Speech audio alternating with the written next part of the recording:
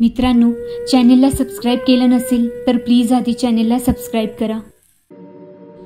जवळपास रात्रीचे 10 वाजत आले होते। नगर डेपोत आज जरा गर्दी कमी होती। सुधीर ड्रायव्हरने आपली एसटी बस डेपोत लावली। दिवसभर त्याने लांबच्या फेऱ्या घेतल्या होत्या। नगर ते संभाजीनगर, नगर ते बीड, पुणे अशा बऱ्याच लांबच्या फेऱ्या झाल्या होत्या। उन्हाळ्याचे दिवस असल्याने रात्रीची हवा अजूनही गरमच वाटत होती। त्याने गाडीचे दार बंद केले। गळ्यातील दुपट्ट्याने आलेला घाम फुसला। चला, आज तरी लवकर घरी जायला मिळेल, तो स्वतःशीच म्हणाला आणि समोरच्या पानपोईवर जात 2-3 ग्लास थंड पाण्याचे तो प्यायला। आता कुठं त्याला तरतरी वाटत होती। ड्युटी संपली म्हणून तो आनंदात होता। सुधीरचे लग्न होऊन 3-4 वर्ष झाली होती। 2 वर्षांची गोंडस मुलगी त्याला होती। तिच्यासाठीच काहीतरी खायला घ्यायचे म्हणून तो डेपोच्या बाहेर दुकानाकडे गेला। सुदैवाने दुकानही चालू होती। त्याने तिथे जाऊन 1 किलो चिवडा घेतला, जलेबी घेतली आणि पैसे देऊन परत डेपोत आला। पार्किंगमध्ये लावलेली त्याची बजाज डिस्कवर धूळ साफ करून बाहेर काढली। किक मारणार तेवढ्या डेपोत अनाउन्समेंट झाली, सुधीर कडू लवकरात लवकर नोंदणी कक्षात या। या अचानक आलेल्या आदेशाने सुधीरला जरा रागच आला।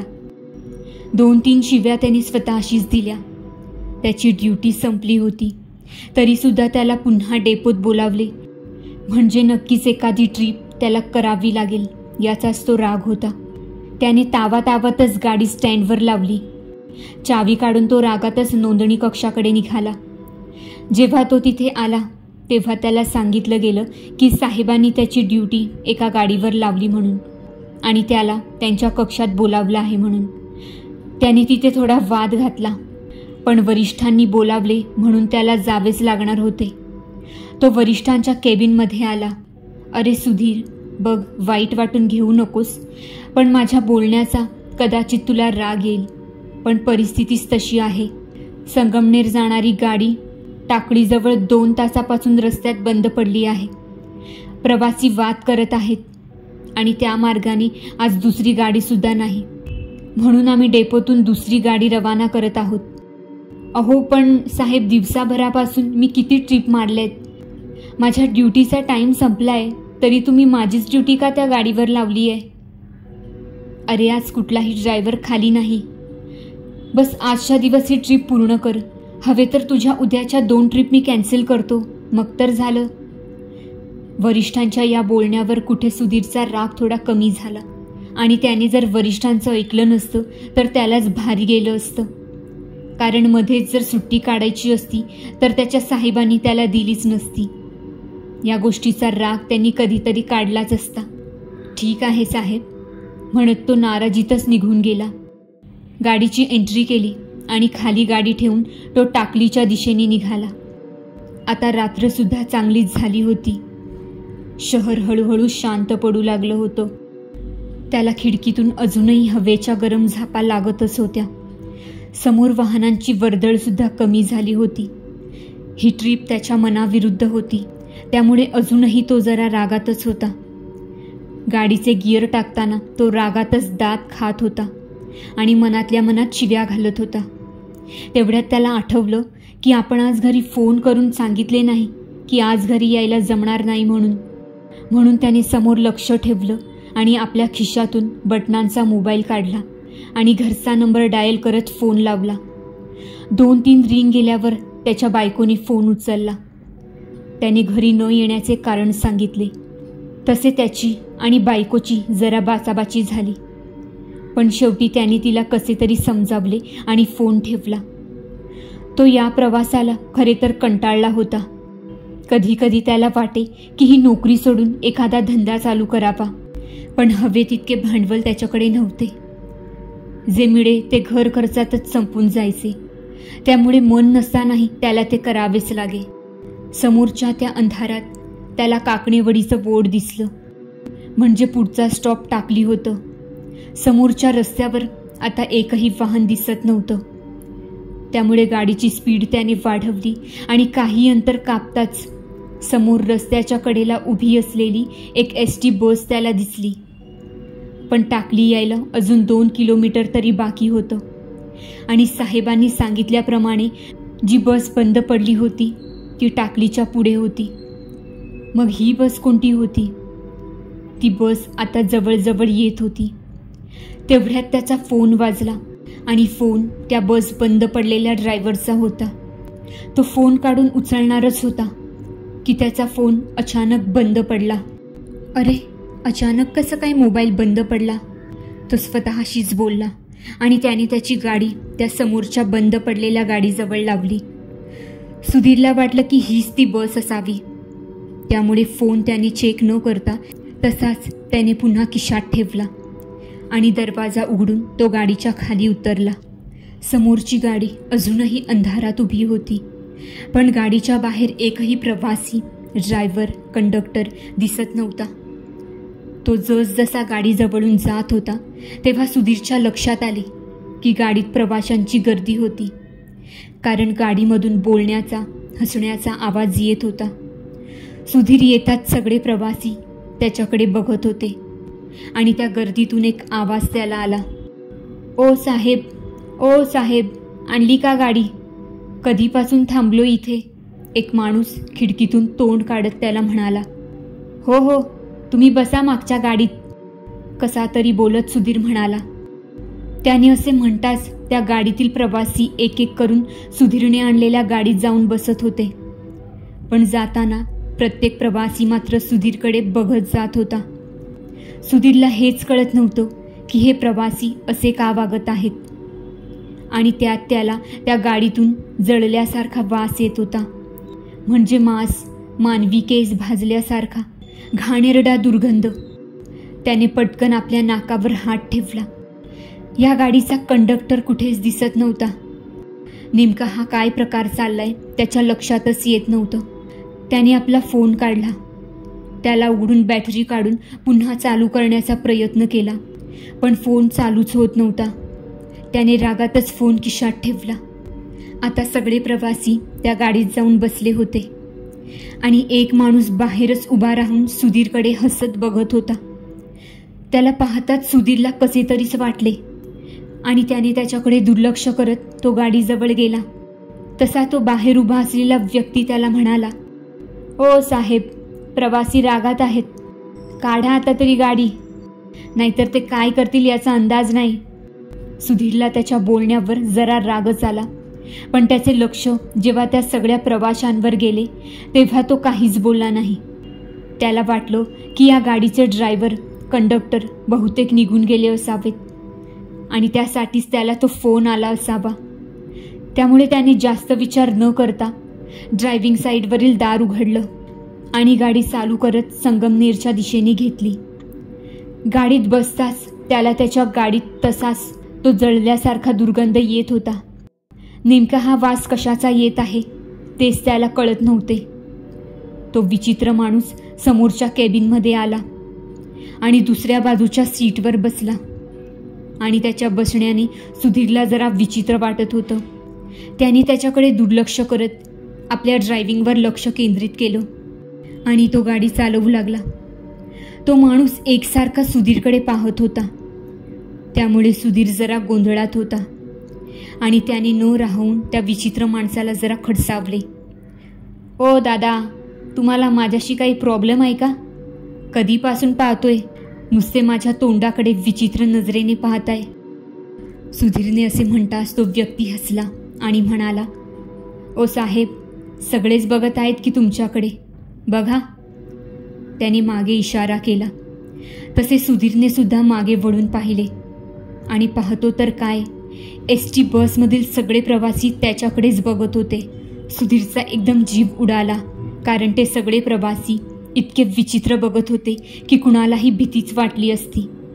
त्याचा घाबरेला चेहरा पाहून तो माणूस म्हणाला. घाबरू नका ड्रायव्हर, कोणी काही करणार नाही तुम्हाला. म्हणजे काय म्हणायचंय तुम्हाला? तुम्ही आम्हाला ओळखलं नाही तर अजून? अहो, यात कसली ओळख? तसा तो माणूस पुन्हा विचित्र हसला आणि म्हणाला. आम्ही प्रेत आत्मे आहोत. तो व्यक्ती बोलला आणि त्याच्या या बोलण्यावर मात्र सुधीर जोरजोराने हसला.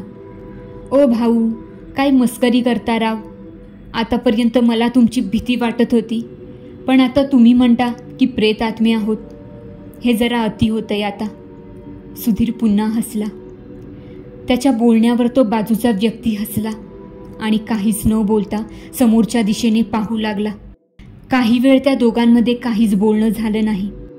शेवटी न राहून सुधीर म्हणाला, तुम्ही कुठे जात आहात भाऊ? मी कळेलच की भाऊ, तुम्हाला सांगतोच आल्यावर. मला वाटलं प्रेत आत्मे आहात तर स्मशानात जात आहात की काय. पुन्हा सुधीर हसला. आता त्याच्या या बोलण्यावर मात्र पूर्ण एसटी बसमध्ये शांतता पसरली. जणू कोणी बसमध्ये बसलेच नव्हते. ती शांतता इतकी जीवघेणी वाटत होती. सुधीर थोड्या वेळासाठी घाबरला. तुमचा असल्या गोष्टींवर विश्वास नाही का, भूताप्रेतांवर? तो बाजूचा व्यक्ती म्हणाला. नाही बा, आपला तर नाही. अहो, ज्या गोष्टी नाहीच त्याच्यावर कशाला विश्वास करायचा. होईल होईल, दिसेल तेव्हा. कुठे हो, काही नसतं असं काही. आता सुधीरला खुद्द कवडीचा पोट दिसू लागला. सुधीरने पटापट गिअर काढत गाडीची स्पीड कमी केली. सुधीरला जोराची लागली होती म्हणून त्याने पटकन गाडी साईडला लावली. मी येतोय 2 मिनिटात, असे म्हणत सुधीर गाडीच्या खाली उतरला. खनकवडीच्या स्टॉपवर एक पान ठेला चालू होता. त्याला पाहताच सुधीर म्हणाला, अरे वा, बरं झालं. पानाची तलब झालीच आहे तर खाऊनच जाऊ. तो तिथे गेला आणि त्याला पानाची ऑर्डर देत तो मागच्या बाजूने जात शेताकडे आपला कार्यक्रम उरकवला आणि परत येऊन समोरच्या नळावर हात धुत 2-3 घोट घशाखाली उतरवले आणि तो परत पानथळाजवळ आला. तिथे त्या टपरीवाल्याजवळ मोबाईलचं चार्जर दिसत होतं. भाऊ, चार्जिंग नाही हो याच्यात.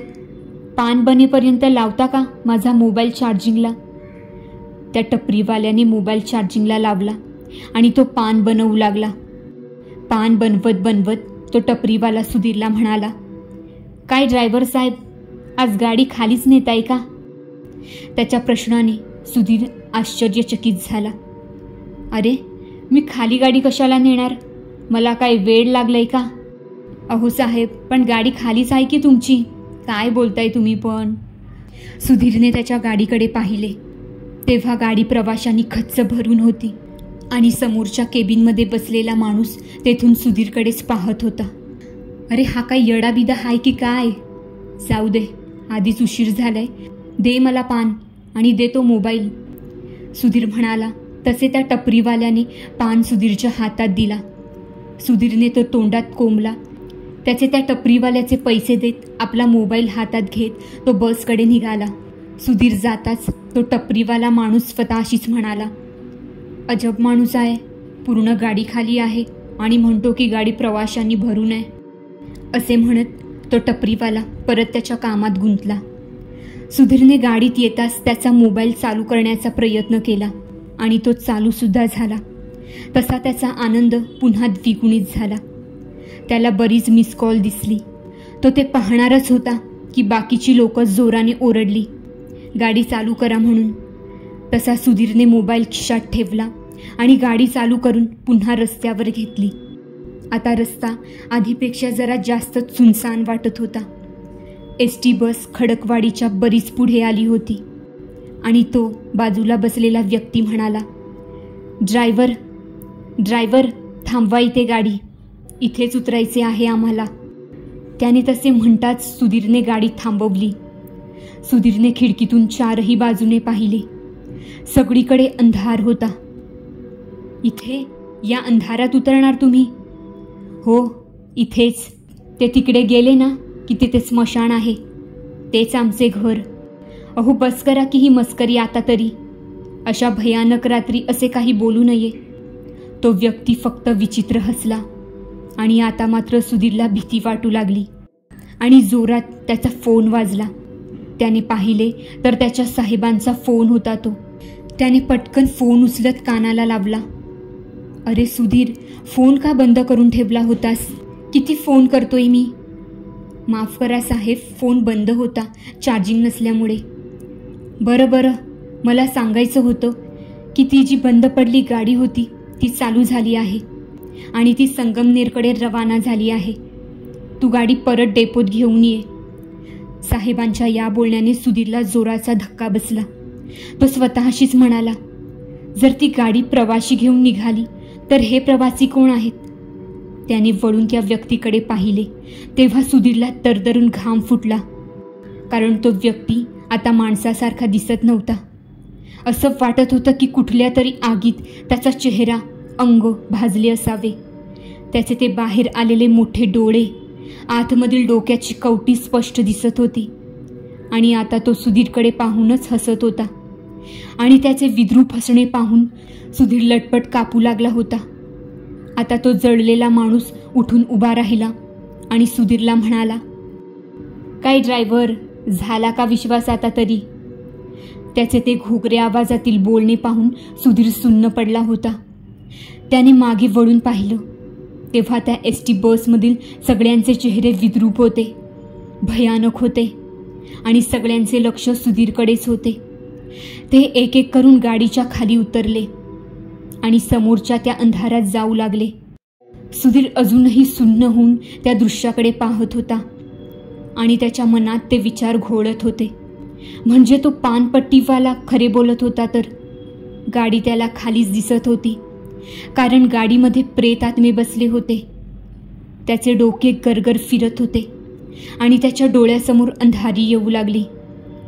कसल्या तरी आवाजाने त्याचे डोके घुमत होते आणि तेवढ्यात त्याच्या चेहऱ्यावर कोणीतरी थंड पाणी टाकले तसा सुधीर भांबावत उठला आणि घाबरत समोर पाहू लागला.